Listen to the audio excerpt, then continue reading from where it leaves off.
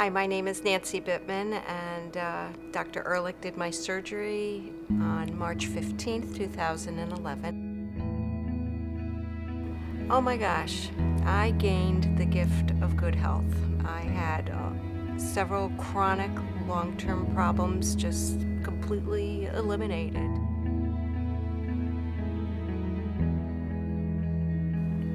The education was very thorough, and it was in a very timely process. It took several months to prepare for the surgery, and that was a good thing because it took me a long time to get where I needed to have the surgery, so I was able to start making some good habits even before the actual surgery.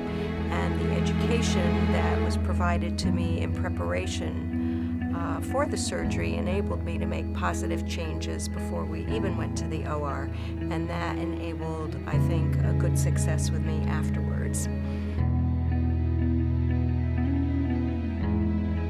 It's a very friendly, very positive, upbeat, compassionate group of staff in the office, and they're always taking it to the next level. And, you know, with the nutritionist and the additional support that we have available is really very good, and it's growing and changing, and it's all very positive.